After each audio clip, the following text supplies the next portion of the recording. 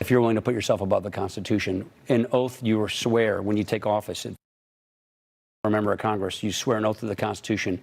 And if you're willing to suborn it to yourself, I think that makes you unfit for office. But that does not mean he's endorsing President Biden. Paul Ryan, you're a piece of garbage. You're a piece of garbage, and we should kick you out of the party.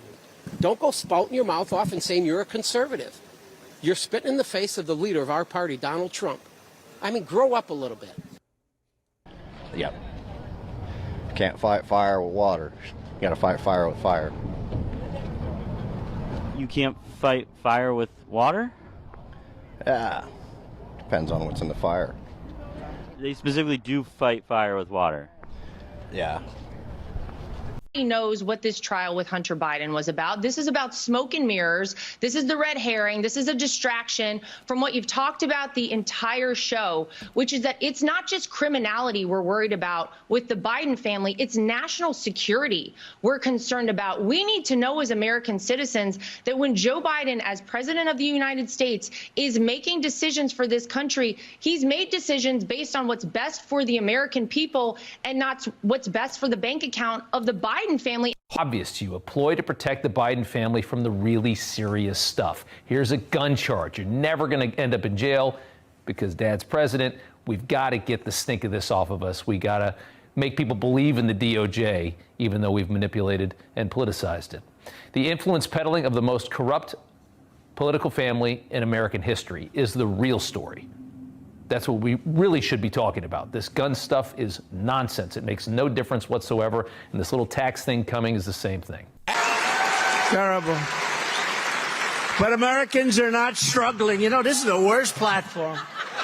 Kind of wild for me to watch. If you think back, Sean, to when Donald Trump won the election in 2016, think about what our family business was. We were a private company that had real estate and golf courses around the world. We were in international business originally, yet what did we do? We said, you know what, when he won, we're not going to do any new international business deals. The opposite of that happened when Joe Biden became vice president of the United States. So you know what I mean? Look, I started.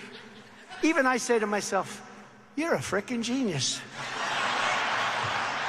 That's when the Biden family got into international business. We went so far as a family as to pay back the United States Treasury every penny that we got from any foreign dignitary that spent money at a Trump property. Of course, we got no credit for that, but we didn't even want the faintest hint of impropriety. And yet, look at the way they have gone after Donald Trump for literally anything they could find. Not survive as a nation if this senile old coot with his junkie kids and his mob wife, Jill, have another 4 years. We need Trump back no matter what. So I bring that up because himself now that his son is convicted. Here it is.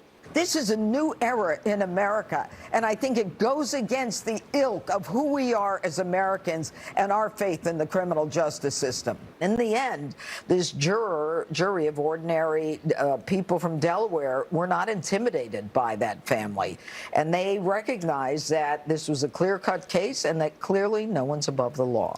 This is a very political exercise, and you have to say that it accomplished what it set out to accomplish. But I would say this about Judge Noreika. I think she ran a very fair courtroom. She ran a very fair trial. I guess we all need, to shop at Banana Republic from now on? Because that's what it feels like. Yeah, a Banana Republic. For years. That's not what that means. The Biden ability for their sleazy, corrupt conduct. But today, their luck ran out. Power is all they love. And they're willing to do anything to cling to it. They're willing to destroy the rule of law.